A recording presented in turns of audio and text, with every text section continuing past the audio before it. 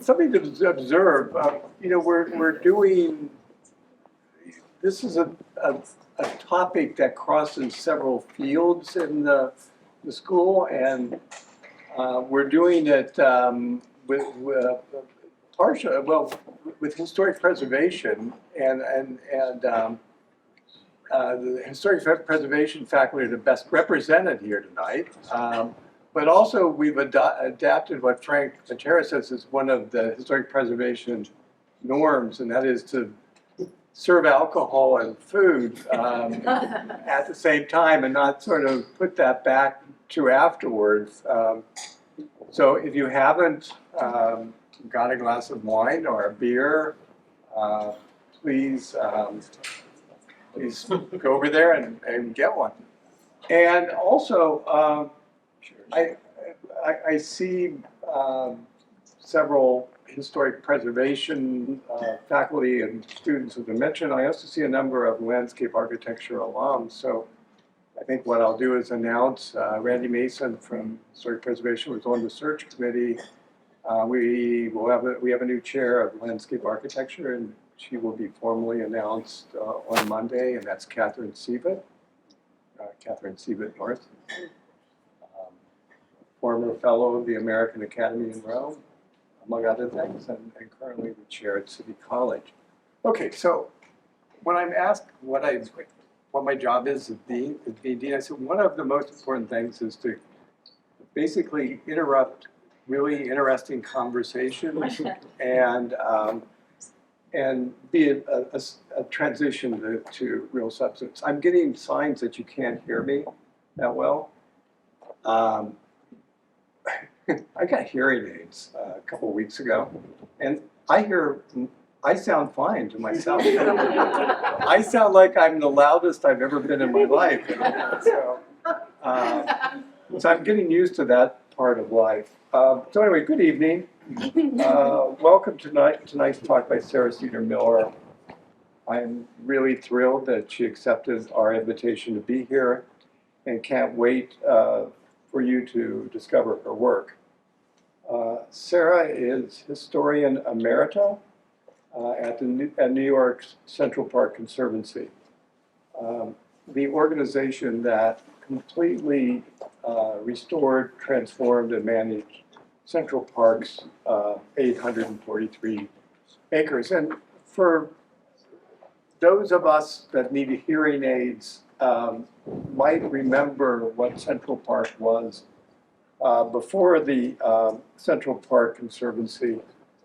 Let's just say that Olmsted and Vox designed Central Park, and then it was redesigned and preserved, and the park we know today is as much a result of the Central Park Conservancy as it is Olmsted and Vox in many ways. Sara was trained as an art historian. She got her MA from Hunter College, where she specialized in the Italian Renaissance, and that's where she met her mentor, the eminent scholar Leo Steinberg. As Sara tells it, art history brought her into photography, a tool to document artworks, and gradually became her creative medium. And that's something she and I share. Sara also earned an MFA from Pratt and originally planned to continue her practice as an artist. But in 1984, she got a phone call from the Central Park Conservancy, which is 4 years old then, that changed her life. The Conservancy was looking for a photographer, and fortunately she said yes. After 5 years with the Conservancy, its founder, Betsy Barlow Rogers, appointed Sara as a Central Park historian. That meant that she could pursue her two loves, photography and history, and is very lucky for us that she did. And just a note about Betsy Barlow Rogers, it's kind of remarkable to me. I spent 15 years in Austin, Texas, and that three people, Betsy Barlow Rogers of the Central Park Conservancy, Worry Price of Battery Park, and Robert Hammond of the Highline, they all grew up within a couple blocks of each other in Alma Park. And these three Texans, I would argue, probably changed and made New York City as much as what we know it to be as any other three individuals.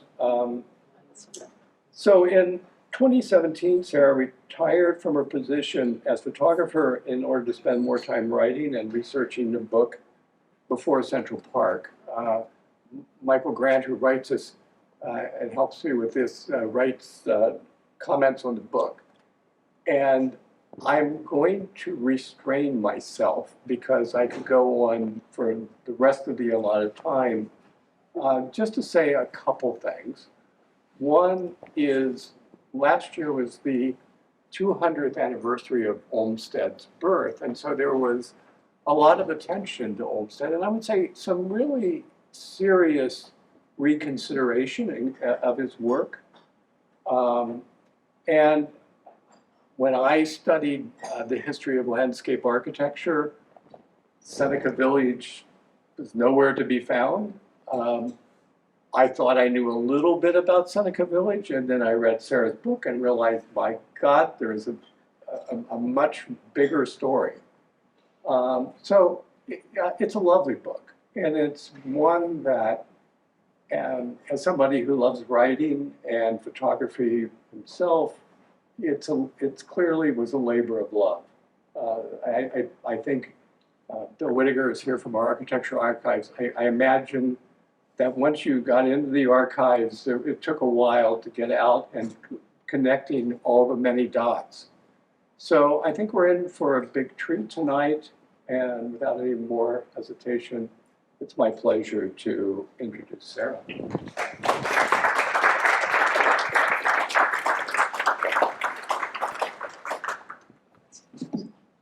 Thank you so much for this invitation, for that lovely introduction. Michael, thank you also. Before we start, I want to say that there are celebrities in this room, and one of them used to be the chief of design for Central Park Conservancy, and now Laura Starr has her own Starr White House. She came all the way from New York just tonight, but she's an alum, and so Penn Girl does good. And next to her is Judith Heinz, who is my dear friend, also a landscape architect with her own practice and lives here in Philly and did the master plan for Central Park Conservancy. So we are represented, and John Reddick, who is not here, but sent his sisters. John is sitting over there. And he's an expert also on Seneca Village. And so, thank you all. And Anne DeForest over here, we met at the American Academy of Rome. And the minute she said her name was Anne DeForest, I said, "Are you related to Hendrik de Forest, the first Dutch family to move into Central Park?" And of course, she said, "How do you know that?" So Anne, in fact, there's a picture in the book. I don't remember if it's in the slideshow today, but Anne talked about something she remembered and had from her childhood called the beaver map, and you'll understand in a minute why the beavers are so important to the story. And so Anne was instrumental in telling me about the beaver map. And so she is, much appreciated, as well as her husband Joe here. So those are the celebrities. I am here merely to represent the celebrity, which is really Central Park. So the book is divided in 3 sections. The first section is about topography, and the second section about real estate. All of this I'll explain. And the third is more or less, let's have a park. And the diagram on your left, or is that your right? I don't know, I'm very dyslexic, but you get it. And so the park was at the edge, or what is the park now, was at the edge of 3 different districts. They weren't neighborhoods, but Harlem, of course, is up at the top end from about 86th Street diagonally right through today's reservoir up at the north. The skinny 7th to 8th Avenue is Bloomingdale, which went all the way down to 34th Street at the time, and to the Hudson River. And Yorkville, which is also part of the Common Land, which was most of the Upper East Side and Midtown, all of which will be explained. But that is the sections, and I'll be talking about all three sections, Harlem being the most, Harlem is the first section and takes up the whole part because of its unique topography, which I will explain.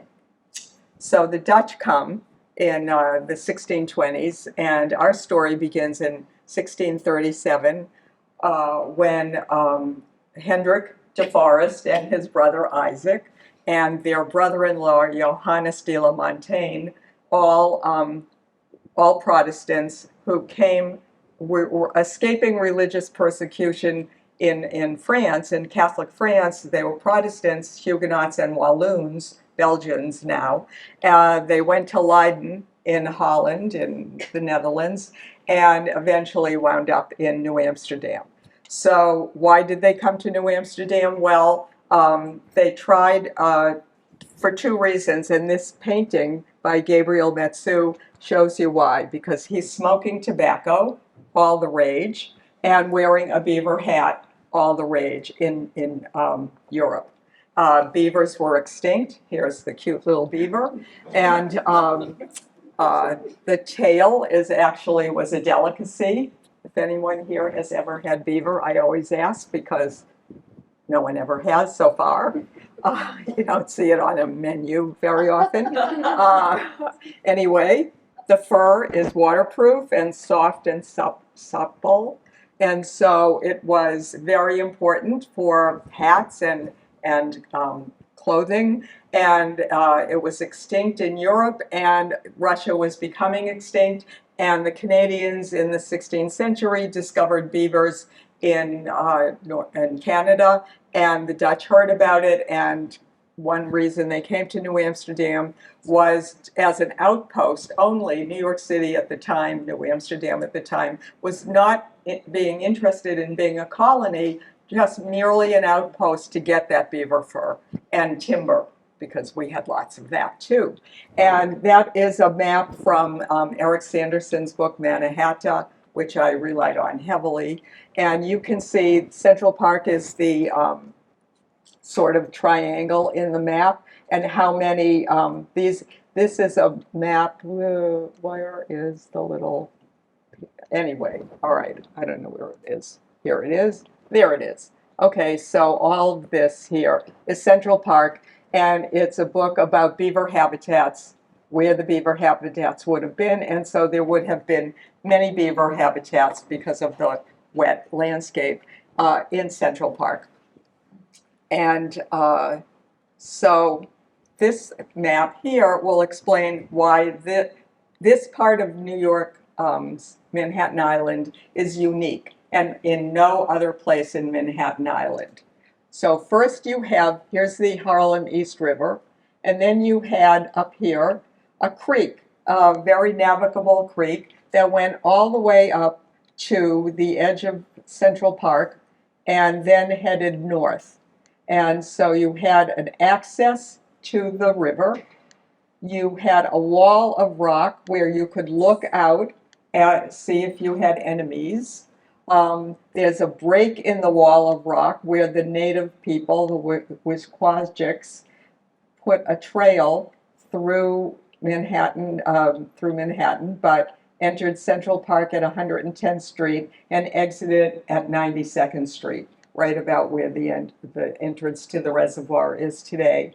And so you had a road, and you had the water and a creek, and what you had up here in Harlem, here's McGowan's Pass, this very boring looking path, very nice path, but nothing special, is one of the most historic spots in all of Manhattan Island. I'll talk about why in a minute, but you can see one of the rock outcrops here Here's another one behind this tree. And this little narrow road here was a very important place for the military and for in all his social history because of roads in Manhattan. So we'll talk about that. Here is the road. A tree fell down in 2013 during a hurricane, and it unearthed the Kingsbridge Road. No one thought that it still existed, and there it was, 18 inches below, right near McGowan's Pass. If I go back, it was right about here where the tree fell down, and so those little tiny stones are the stones of the entire path from the top of Manhattan Island to where it connects to the Bronx, all the way to the Battery, 13 or 14, depending on who you read, miles of these stones embedded, and of course, probably undoubtedly done by enslaved people to do the hard work for the Dutch. Because before that it was probably just a dirt path. Anyway, these stones I'll talk about, but they're from the War of 1812. So this is right where a gatehouse would have been, right at this juncture, this very narrow juncture in the park, but very important historically. And here you can see, this is a drawing by Olmsted or Vox, and the road, even when they were building the park, here, I'll talk about these people in a minute, but you can see the old Boston Road, which is what they called the Kingsbridge Road, and it went right through the Harlem Mere, what is now the Harlem Mere, and out to 110th Street. You can also see that aren't there very easily to see anymore, all the ramparts that were like breastworks about 4 feet high of sod and stone and rock, all sodded over, that were from the War of 1812. And they were quite significant when you read about it, when they were building the park. Today I'll show you a picture of one of them. But in the meantime, here's the Harlem Mere, the Charles A. Dana Discovery Center, and that Laura designed. I want to plug for my friend. And and here would be the road, and the first Dutch had a tavern, because of course on a 13-mile road you needed to go stop, water your horses, maybe get something to eat, maybe sleep over. And so here was the first Dutch tavern, and I propose, because it was the first dry land between the road and the confluence to the Harlem Creek, to the river, would have been a perfect place to have the tobacco farm of the DeForest family. So this whole area, and why it's so unique to Manhattan Island, it had also above 109th Street, and here's 110th Street. This is a postcard of the park. You can see one of the rustic shelters that would have been prevalent in the park. But this whole area in central Harlem is flat as a board. There is, no rock, no Manhattan schist under it. It's all marble. Marble erodes, and that is why Harlem is as flat as it is, with very few skyscrapers, one I think on 125th Street. But essentially, it's flat, and so this is where the tobacco bowery, 200 acres of tobacco, was what Hendrik and Isaac were going to plant, and did plant, in 1637. And so that is why the first European family moved into what is now Central Park. And I propose, we don't know for certain, but I propose that the place where there was a Dutch tavern, even before that, 50 years earlier, was probably the place where the DeForest Montaignes would have lived. And there's a wonderful story about this painting, is that they have preserved in Albany the actual description of the DeForest Montaigne homestead. it had a dwelling and the palisades all around it, a hayrick, the lookout, and the tobacco barn for drying the tobacco, with the stream going by it and low-lying bridges to cross that stream. And I heard a lecture by Len Tentillo. His name is probably just cropped off this painting. And I called him up and said, you know, I know the measurements of this DeForest homestead. Do you have any kind of painting that you have done? He lives up in Albany, very good friends with Charles Gehring, who is the god of translation of Dutch manuscripts, the star of Russell Shorto's book, The Island at the Center of the World. And so Len said, well, you know, your project interests me so much, I'll do a painting for you. And so he did this for my book. Wow. And I am happy to report someone purchased it. The Huguenots group in New Paltz that have the Huguenots home in DeForest, Johannes de la Montagne was a Huguenot, and so now it is in the Huguenot collection in New Paltz, which makes me very happy. I only met him in person 2 months ago, and he told me the good news, because I kind of felt guilty that the Conservancy probably didn't want to buy the painting. Anyway, it is accurate. Charles Gehring approved it, so that's as good as it gets. And so this is the homestead of your family. And so this is a picture of what a typical tavern would have looked like. This is actually a drawing, a photocopy actually, of a drawing of a tavern that was on 96th Street along the Kingsbridge Road in Central Park, but it wasn't. But they all more or less look the same. These basic Dutch vernacular architecture, and this is what would have been not only on 96th Street, but the tavern that Medi Cornelius would have built with that red X was that I showed you, and then the Revolutionary War came, and there's a whole chapter dedicated to a secret meeting that George Washington and his generals had in a McGowan's Tavern that's now on the composting area of the park. But it was a very historic turning point in the Revolution where Washington and his generals decided to evacuate Manhattan because the British were definitely coming and they were surrounding the island and there was no way to win. Washington held on, but then he finally gave up, and they voted to leave the island. And British and Hessians on September 15th came and took over Manhattan Island.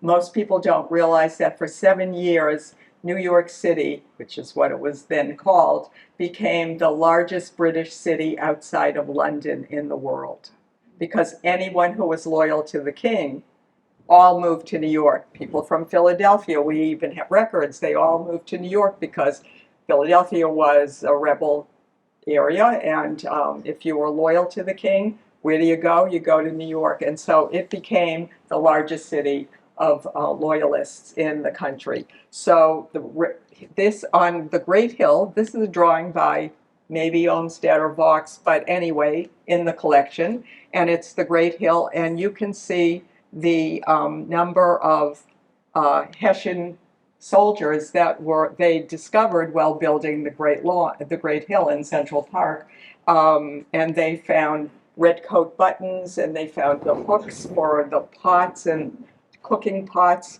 In 1915, this painting was done of through a painter who worked with amateur archaeologists to do a painting of what the British huts would have looked like. They would have been built into the hillside, and there would have been the little chimney with the cooking apparatus back here. And so this is more or less what we can assume for 7 years that Hessians, particularly Hessian soldiers, lived on the Great Hill in Central Park until Evacuation Day, which was in 1784. when the American troops came into Central Park.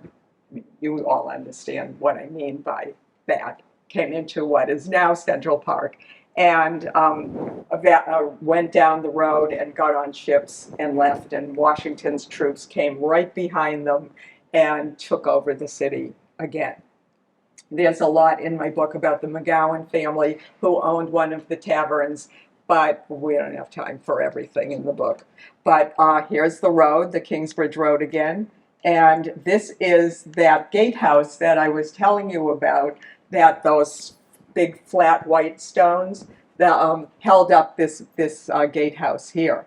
And it was built, here are the ramparts. This is Fort Clinton, this is Fort Fish, and this is Nutter's Battery. Nutter was the man who owned the land at the time. A lot dedicated to him I may not get to today. I don't think so. I don't think I will. But there's a wonderful story about all of New York City when Stonington, Connecticut was attacked in August of 1814. That was so close to New York that they realized that the British could come up Long Island Sound and attack New York City from the north. And so the entire city shut down, and everybody, all volunteers, came to build fortifications on Liberty Island, Brooklyn Heights, and the Harlem Heights, which is within Central Park. And so there's a wonderful story about the apprentice butchers who came and built this rampart, exactly the rampart that was shown when the tree fell down. So we actually saw the work of the butchers, like teenagers. They were teenagers at the time. And this is my back taking this picture. Here's Fort Clinton. How very clever of me to show you this map of the fortifications. And this is Fort Clinton right here. And this is a wall of sod and earth that goes to the canal that I showed you at 107th 8th Street.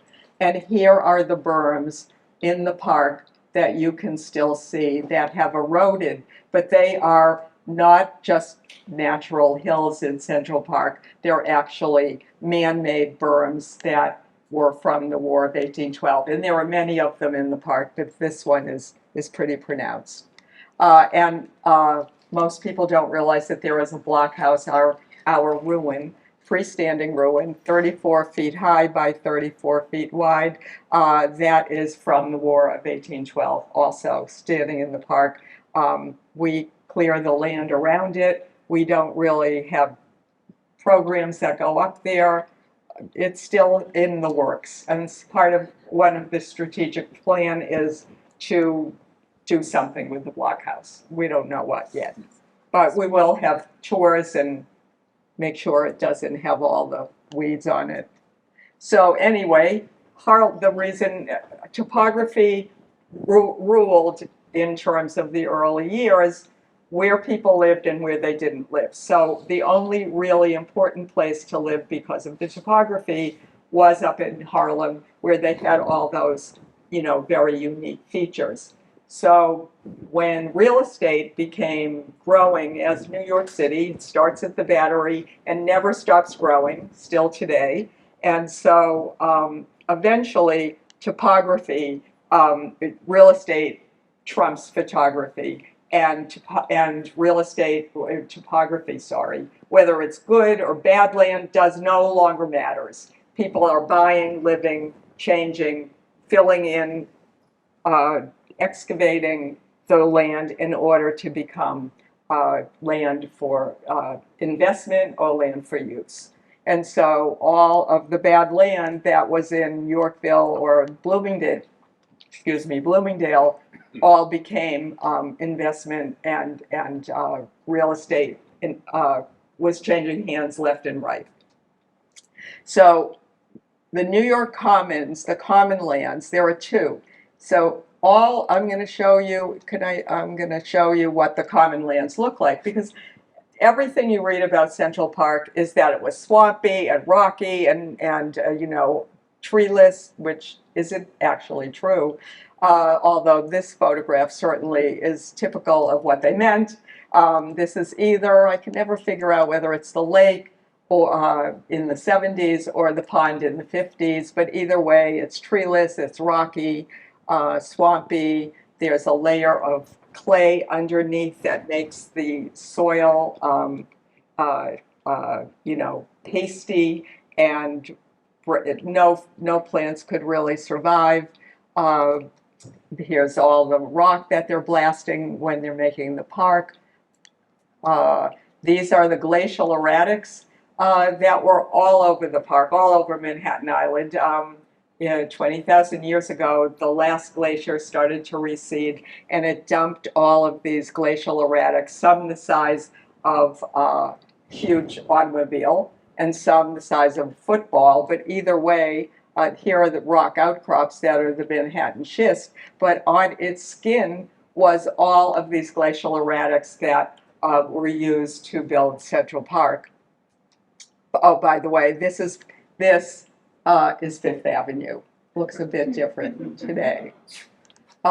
So here, for example, they use the stones, the glacial erratics, to this is an entrance into the park. There's the Arsenal. This is Sixth Avenue, and you can see how they built up the road in order to make the park, and they used all the glacial erratics.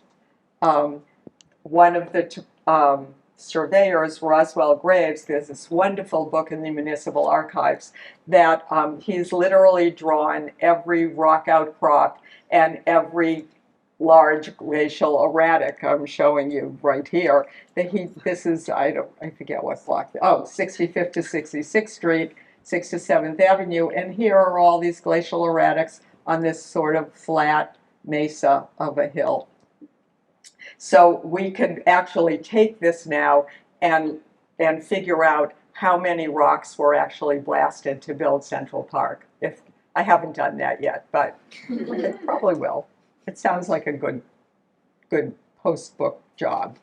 And here they are. So here is Sheep Meadow, and everyone loves to sit on top of this glacial erratic. And there are all the little sheep. I love that at Sheep Meadow. It's like the flock following the big glacial erratic. And Olmsted and Vaux may or may not have moved them to certain locations, but we know because Judith and I, on a very cold day, went out into the park with these drawings of the glacial erratics, and we found that these were very close to where Sheep Meadow is today. So I remember it was a revelation. It was like, oh my God, there they are, and they were just sitting there, and they were put there.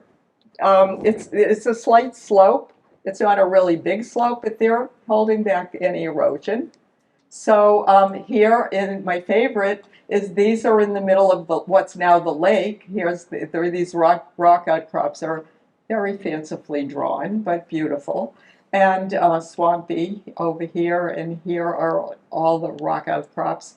And it's all the gill. Right near where this is the gill in Central Park, and they just piled them up the slope in order to make the erosion control in the Ramble and have New York City drinking water flowing over it. So the common lands. So there's all this rocky, swampy land in, below 86th Street, all the way to actually 23rd Street. That's how much of Manhattan was covered with this very difficult topography. This is Central Park. We're around the dots. This is 92nd Street, and this is 59th Street. But here's the whole Upper East Side and Midtown. And the pink is privately owned land. So Bloomingdale, you will soon learn, is mostly privately owned land. And the Battery, of course, and some of the East Side. But they had all this rocky, swampy land. And after the Revolution, New York City was bankrupt. And they had no assets because the state could tax, but not the city. they had very few taxes. So what they decided to do to get revenue was to sell their only asset, which was the common lands. And so they hired a landscape surveyor, Casimir Gurk, a Polish surveyor, and he divided, he did a plan that wasn't very good, and a couple of years later, no one bought his land. And so in 1796, they invited him back, and what he created was 5-acre lots, a grid. This is Manhattan's first grid, not the one we have today, but some of it is very close. And he put a road through it called Middle Road, and Middle Road is Fifth Avenue. Then there is East Road, which is Park Avenue, and West Road, which is 6th Avenue. And the green ones were for sale, and the yellow ones were for rent, because the city said, well, we'll sell half of it now, and then everybody will improve the land, and then that will raise the value of the rented land. And at some point, we'll tell people who are renting they can no longer rent it because we're going to sell it off. And so that's exactly what happened. And so much of Central Park was in this area. And there is a man named James Amory who actually he bought everybody else's property. He was going to be a farmer and invest in real estate, very avid real estate. And he bought all his friends and the city, and he kept trying to buy his rented land. The city kept rejecting him, but he owned what is some of the most, iconic landscapes in Central Park. He also owned land all the way to Fitz Park Avenue, but he owned part of Sheep Meadow, the mall, part of Bethesda Terrace, Cherry Hill, the East Green over here. So, the whole he didn't own the Arsenal area, but he owned a huge amount of what we know and love as Central Park today. The mall, here's the mall. These are the elm trees, because we were talking about elms right before, the beautiful branching elms. This is the third planting of elms. The first planting died almost immediately in 1858. The second planting was in 1859, and then they died because their roots hit this clay underneath that couldn't pierce it. And so they cut them down. There was actually a suggestion to dynamite the trees in 1920s. The chief forester of Manhattan said, well, let's just dynamite the trees and that'll loosen it up. So someone said no. And I think Samuel Parsons. And so very wisely, they cut them down. And these are the babies from 1922. They are 101 years old this year. And going strong. I mean, apparently Dutch elm disease, which I assume all of you know, was not given to us by the Dutch, and there's no such thing as a Dutch elm. It was actually a female Dutch scientist who discovered what Dutch elm disease was.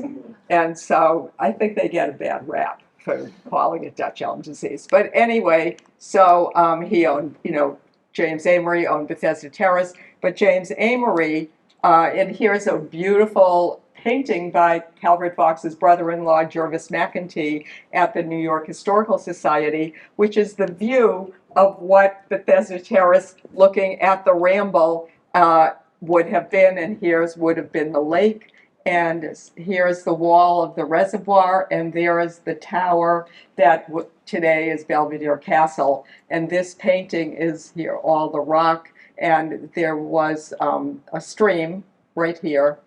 It doesn't show up very, very well, but that would be the stream that is now the lake. And that's what it looks like today. So then also in the common land, New York City had, bad water, and they figured out after many years to take the Croton River, dam it up 40 miles north of Manhattan, and bring it down through above and below ground pipes in the High Bridge up connecting to the Bronx. And they built it, and so the receiving reservoir from 1842, when it opened, was here long before Central Park. And this is where there's a flag there. I don't know if there was a flag when at the time, but where the tower where Belvedere Castle is today. People never remember that the receiving reservoir, that's now the Great Lawn, was there. So I love to show this photograph from 1928 because you can see that both reservoirs, which, you know, none of us, I think, remember. And here's the baby trees on the mall that were the third planting in 1922. So they're like 5 years old. Well, they weren't seeds, so they're a little older. Anyway, of course, today the receiving reservoir is the Great Lawn. But then after 8 years, they thought the reservoir system would last for years and years. But then New York started like turning on their taps all winter so their pipes wouldn't freeze. And New York started having fountains and businesses with water. And so after 8 years, New York realized that they needed another reservoir. Where were they going to put it? Well, eventually they figured out, well, let's just put it, it was this rectangle, and let's just put it behind the other reservoir. No one will ever want to live there and look at these reservoirs.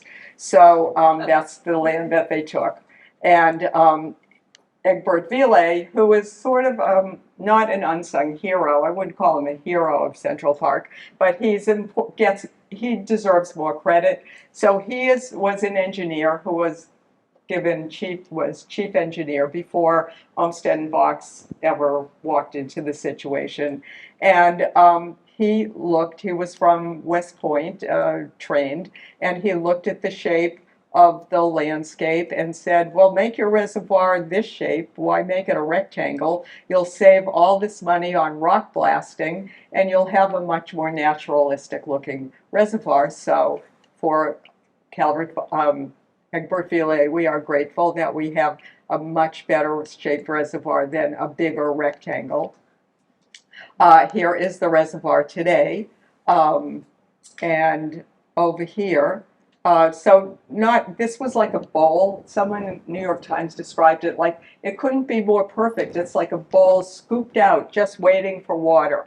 And so you can see the connection between the two gatehouses over here. So over here was actually, before Central Park, a cemetery. And it was a Jewish cemetery. There were actually 2, possibly 3 Jewish cemeteries in the reservoir on the east side. And here it is. Bikor Sholem was the name of one of the congregations. There's a Beth Israel congregation. And also, here's the map of Jews Cemetery on the lawn of Conservatory Garden before it was Conservatory Garden or Central Park. Most of these, after 1851, no one could have a cemetery below 86th Street. And so many congregations started buying land above 86th Street, and so congregations, other churches, all bought land, and there were 147 Jewish adults and children buried right here. They were removed. We know that for a fact. They were paid. They moved to Queens, like a lot of Manhattan. So now we're going to get to Seneca Village. Seneca Village needs no introduction, I am sure. It is the first most stable African American property owning community in America. It has, in 1992, Elizabeth Blackmar and Roy Rosenzweig wrote a book called The Park and the People, and from then it has just been an amazing story and discovery. And yet there were a lot of missing links in the story, and I was determined to try to find those missing links, and I was really lucky that a lot of people helped me figure out how to find the deeds to every piece of land in New York City. And from there, I was able to piece together every deed and every sale and to back and forth, every real estate deal, because now we're at the point where real estate trumps topography. It doesn't matter if it's nice, although Seneca Village was pretty flat, high up, and free of rock. I mean, there's some rock, but it was pretty free of rock. And so that was one reason that it existed. Also, this is the piece of land. Here is Seneca Village where it is in the park today. And here's an earlier, before Seneca Village, piece of land. There were a lot of Quakers that owned it before it became Seneca Village. And one of them, Joseph Pearsall, this is, I can't read it up there. But anyway, here is a stable and a well. Here's a spring. And well, I think that's a house, but there's a well. Oh, here's the well. And here's the spring. And there were lots of wells throughout the park. Like, how did people who finally lived there get water? They dug wells. And the way I know that, because none of them, except for this, none of them show up on any maps. But the other thing I did was read real estate ads, because when you're selling your property, of course, you tell everyone what the best features of your property are. You know, I have a house with Italian marble, fireplaces and a spring of water with better than rainwater, and I have a well, and all kinds of. I'm growing this and I'm growing that. So I learned that reading real estate ads is no different than today. Everyone puts their best foot forward on what they want to sell, and so I learned what everything was like. And so so we know Seneca Village, you could have a well, and probably a lot of people did. And besides that, there was a spring a little further south, but because the word spring is here, I'm assuming that it somehow went underground and came above ground as well, because you can't have such a dense settlement as Seneca Village was without having water. And so this is more or less what it looks like today. We actually have the Central Park Conservancy did a wonderful exhibit that it's technically temporary, but we're working on something more temporary. John Reddick is actually going to be the person working on that, not me. But we have a lot of signage around, and so you can get a feel for what was there before. This is a meadow that we recently restored. Seneca Village would have ended more or less here at about 88th Street, and there are two playgrounds in what is now Seneca Village. But the kinds of houses, there were shanties, and so a shanty is a very basic house with, these are very small. In Seneca Village, there was one family that was a family of 9 living in a 10 by 10 foot house. Like, how could that be? It's just remarkable. So this, though, this is not necessarily Seneca Village, but it is in Central Park, and you can see that I haven't gotten rid of the houses yet, and here's either a drive or a pathway being built, and here's the garden with fenced in. And that this is now what would be in the middle of the lake, and here is the house, here's the outhouse, and here is their garden. And all fruit trees are planted around the whole area. Now it's Central Park's Lake. This is right outside. This is actually Trump Tower, not Trump Tower, but a Trump building. And right here, because this is the rustic shelter at 6th Avenue and 59th Street right here. But this is on the other side of the street. And so I love this picture because you see the garden, and you see that there were many gardens throughout the park. Wherever there was a house, usually up against a rock, just like this, for the wind, but then you would have a garden because, eventually with manuring and liming and the soil, you would be able to grow things. And so here is a detail of Seneca Village, and you can see this is just a small detail. This is a church, this is a church, and I think that's a church. But all of the planting beds that were throughout Seneca Village. So the soil, by the time the black community came in, it may have already, because of years of Quakers owning it and buying and selling the land, it could have already been quite arable soil, another reason to form the village there.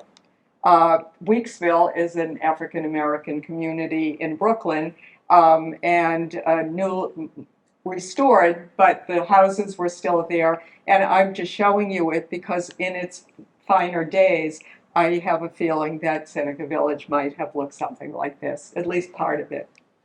We know there were shanties. So I'm going to talk about, now at this point, everyone's favorite resident of Seneca Village, Elizabeth Gloucester. So Elizabeth Gloucester owned the land right up against the reservoir, which in a couple of weeks will be this incredible Quonset LA of trees that are, you know, spectacular. She owned this tiny bit of land, but you can see that it says James N. Gloucester. Well, Elizabeth Gloucester wrote to the commissioners and said, basically, here is her little deed. This is a deed. Here's her husband. We sadly don't have a picture of Elizabeth, but Elizabeth wrote, "That is my land. I own it, not my husband." And in her deed, what happens is that married women were not allowed to own property anywhere. The minute that you became married, even if you owned property, it went to your husband. And it was coverture, which means the husband, you know, literally covers, protects the wife. And so in order to own land, if you're a married woman, you have to specifically have a deed that says you own it. And so but a husband cannot transfer the deed to the wife, because that's like transferring, as Blackstone said, it's like a man transferring something to himself. Like the wife does not exist. They even say that. The wife does not exist. And so as a legal entity. And so what Elizabeth and James and two other couples in Seneca Village do is they get a lawyer, and then the husband and wife sell it to the lawyer, and the lawyer sells it to the wife. And that is the only way that, until the Married Women's Property Act of New York, being the very first person to have such a law, you couldn't, you know, that's how it had to say in the deed. And the only people who were allowed to own property were widows or single women. And if you were inherited, if you were a widow, then you could own the land. But the minute you got married, it was no longer your land. A woman couldn't make a will, a married woman. She couldn't sign a contract.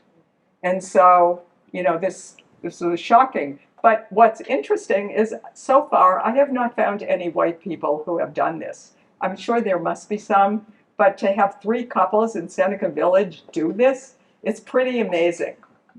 And so I love Elizabeth Gloucester, who, you know, is an early feminist, and she sticks up for her own rights. Here is the Married Women's Property Act, right here, from 1848.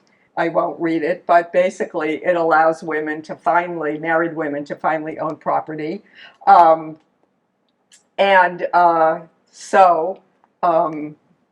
right. So who else? In Seneca Village, there were many people who owned property, but a lot of the owners never lived there. They either rented their land or they used it as investment. Of course, if you were a black man and you wanted to vote, you needed to have $250 worth of assessed property. That after the revolution in 1877, all males could vote. It was the spirit of the revolution. Everybody was equal. And somehow Graham Hodges, who's a brilliant black historian, said inadvertently that meant all black people who own property could vote too.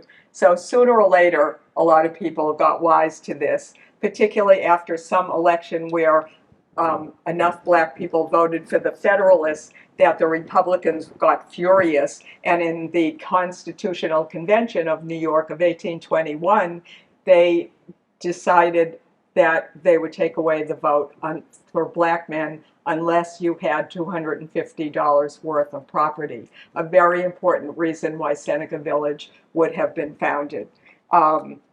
It was also, of course, so there were many black activists who bought or sold land in Seneca Village. One of them was Charles B. Ray, who also bought land near what is now Strawberry Fields in Central Park, and Theodore Wright, and Joseph and Mary Albro and Mary Joseph Lyons. They were all involved in the Underground Railroad and hiding fugitive slaves, and as was Elizabeth Gloucester and her husband. And there's no question that if Central Park hadn't come along, there was probably going to be a stop on the Underground Railroad within Seneca Village. But to our knowledge now, they all owned land, but there were no houses on it. So we couldn't, if there were houses on their property, yes, definitely there would have been a stop, probably why they would have bought the land as well as the chance to vote.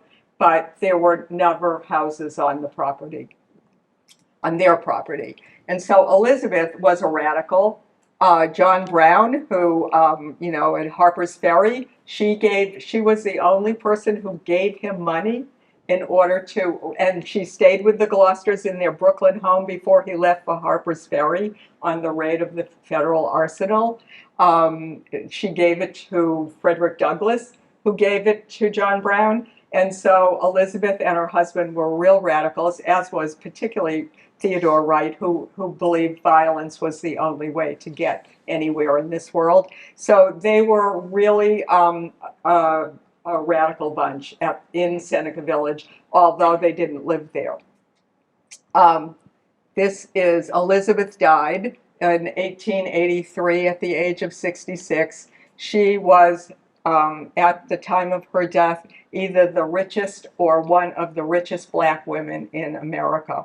She owned this boarding house in Brooklyn Heights. She owned 15 boarding houses. She did real estate. Seneca Village was her very first attempt, but she was a real savvy real estate dealer, and she made a fortune, and she left it to all of her children, but not her husband. So there was a lot of stuff going on. If you read all the New York papers and the Brooklyn papers, the fight with the will and the children and what children were against the father. So Emma, one of the children, was disowned for whatever reason, we don't know.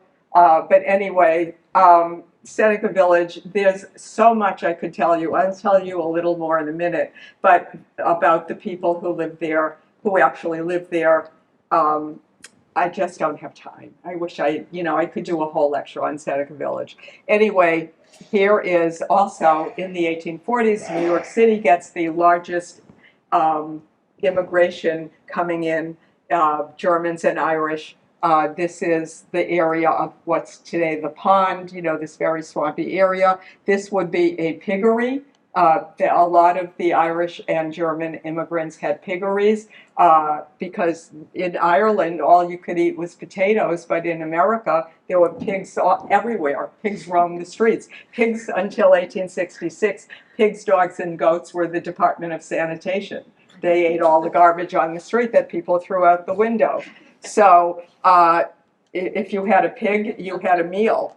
And so here was a typical 1 or 1.5 story home, and you can see people ice skating on what is now today's pond. There it is, 59th Street.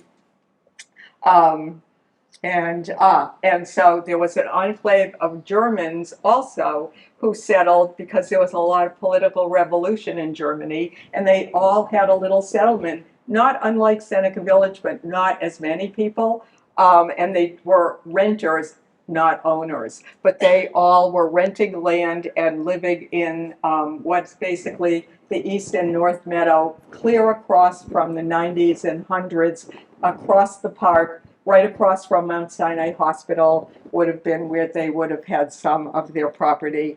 And one of the industries in Central Park, the biggest industry, there were two bone boiling works. What's that? So bone boiling. And so here's the layout of one of the two factories. And New York City's largest industry was sugar refining.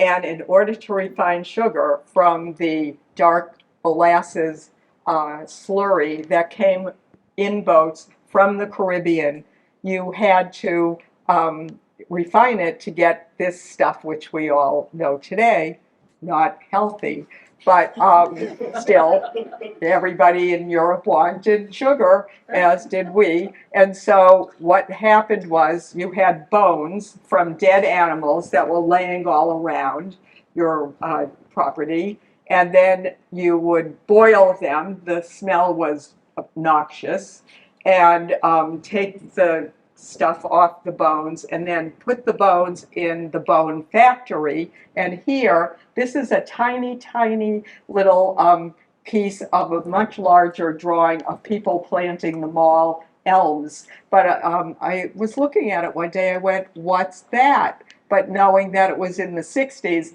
and that today the bone factory, one of them is on the site of Tavern on the Green restaurant.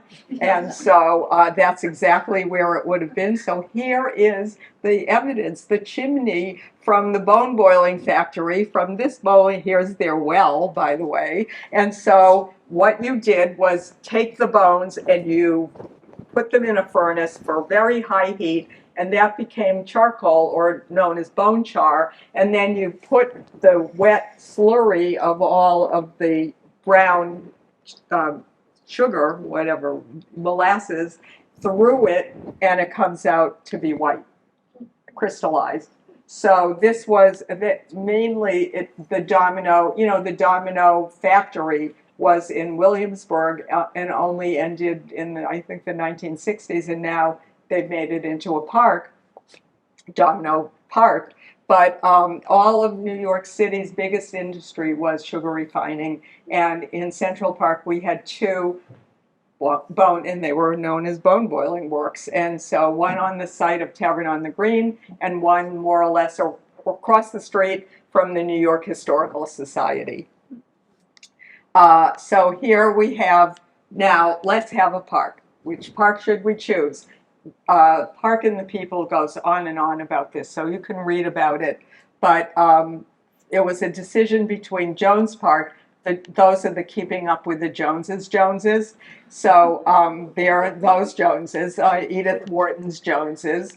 And then there's this swampy, rocky, blah, blah, blah place in the middle. And so long story short, which one are we going to have? And everybody's arguing about whether you do it through general taxation or assessment. And they finally decide anyway in 1853, on July 21st, they can't decide, and through some very sneaky legislation of one guy, James Beekman, a state senator, they take it all.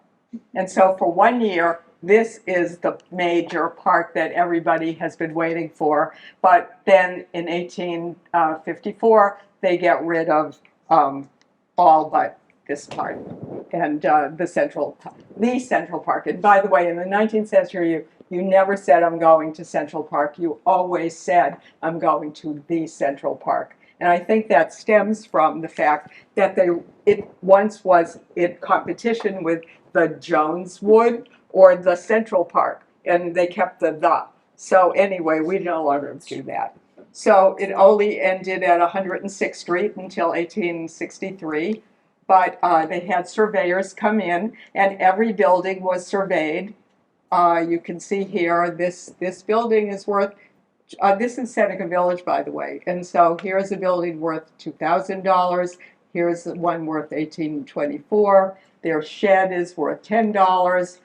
This is actually, when you translate it into money at the time, it's quite good money. And so depending on, and that's just for the buildings. Then we get to the condemnation maps. These, we know who lived here because of these maps in 1855, and some have a basement. There, the reservoir is right here, and the wall of the reservoir is very deep near 79th Street, but near Seneca Village it isn't because it's on a hill, and so people at Seneca Village would have had a water view. And so these people, particularly along 7th Avenue, would have had a great view. So you could petition if you didn't like how much the surveyors were going to pay you. And here's Andrew Williams from Seneca Village. This is the petition most people use. And he said that he only was getting $2,335, whereas he believes that his land is worth $3,500. Most of the petitions said that. Of course, Elizabeth Gloucester, she's like, no, this is, I'm okay with what you're giving me. It was $450 for her plot. She owned 2 plots. But I want you to know that this is not J.N. Gloucester's. Instead,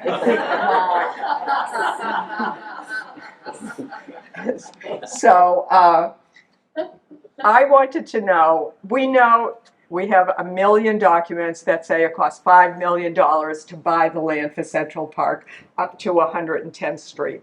Up to 106th Street. But we didn't know, so what did Elizabeth Gloucester get? What did James Amory get? What did any of these people get? And I would drive everyone crazy in the archives, deer caught in headlights. They look at me and like, we don't know, we don't know. I'm like, New York City, I've seen records for 2 cents. You must know how much everybody got. So long story short, one day in 2017, this picture pops up on my computer, and those 7 volumes are the releases. Here's one page of it that tell you exactly how much everybody got. Wow. And subsequently, I have also found, they've found the damage book, where I can even find out who had a mortgage and who didn't have a mortgage. But anyway, here is Elizabeth McCollin, and she's the one who got her land with the third party of the lawyer, got her husband to sell it to her. And she, for her little plot, this is hers and her husband's land, and this is her separate land, and she got $800 for her house, $810, and because of her shed. And $740 for her land, so she got $1,550. So I took all of it and plotted it out just to figure out, because everybody wants to know, was it fair? Did the black people get less than the white people? Did nice land without a rock get better money than land with a rock? You know, you could go on and on. So I figured it out. And here is the answer. The answer is location, location, location. No different than today. So the people closest to the city as it was developing got the most money, up to $2,000 an acre. The people way up here on 106th Street, by the way, some of the richest people that owned half of Harlem at this point got like $300 an acre. So it works out, you know, there's a few outliers and I don't know why, but for the most part, this is the worst part of Central Park, the swampy, rocky Hallett Nature Sanctuary, the pond, you know, it's awful even today. It's very, you know, the terrain is swampy and rocky, and they got the most money because they were closer to the city. And if you lived on an avenue, you got more money. And if you lived on a corner, you got even more money. Or not lived, but owned, because most people owned and didn't live. But in Seneca Village, by the way, 86th Street was the only crosstown street because they had to build the reservoir, so they had to make 86th Street. And so anyone who lived on 86th Street, and that was right through Seneca Village, got more money because it was considered an avenue. And so we did the calculations, and for the most part, the people in Seneca Village, for example, got more money than the people in the 90s and less money than the people in the 70s. And it just goes on and on like that. Fifth Avenue got more money, but the lots were bigger. Most lots were 25 by 100. For some reason, Fifth Avenue was 110. And so they got a little more money. But essentially, that's it. And I'm basically over. But I do want to tell you, like James Amory, who had this beautiful cultivated land with no rocks and beautiful farm, did not matter. It was, he got what his location delivered. So Elizabeth Gloucester, and I love this. In 1855, she gets $460, and we know that she's fine with it. She just wants to make sure it's in her name. And so then, without missing a beat, she gets her money, and she buys a lot between 5th and Madison and 99th Street today, near somewhere, it's today Mount Sinai, and she pays $450 because it's in the 90s instead of her lot on the 80s. And so it's a little less, but it's on Fifth Avenue, and she is smart enough to know that it's going to be a really good investment. And so it was. And so this is it. And if you have questions, I haven't started too much research, but the idea is to keep it going because I have just scratched the surface. And my website is beforecentralpark.com. And please, if you buy the book, and I hope you will, it's very heavy though. It's also coming out in an audio book very soon. So you can walk around Central Park and listen to it. But if you buy it, please go to the Central Park Conservancy website, centralparknyc.org. That way you will be helping Central Park. Thank you.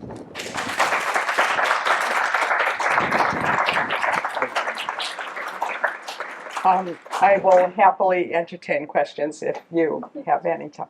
Yes. Do we know if the lawyer who helped those couples in Seneca Village, was it the same lawyer? Was it different lawyers? Different lawyers. That's really interesting. They found 3 lawyers, at least 3 lawyers to do that.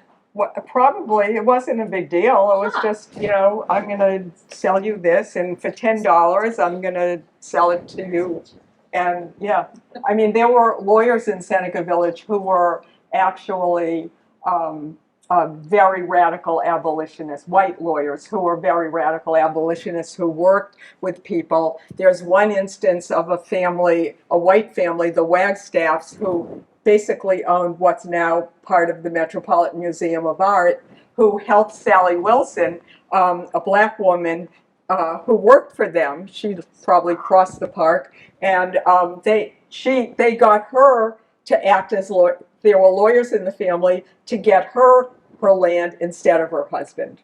So those were the 3, Elizabeth Bacall, Sally Wilson, and Elizabeth Gloucester. And I have no idea if this is unique to the black community. I don't think so. I mean, some white women must have wanted it, but you know, no one's written about it. Now I can't go through every, I don't even know how I would research that, but I think it's fascinating. Okay, anyone else? No? Well, I've talked enough. Thank you.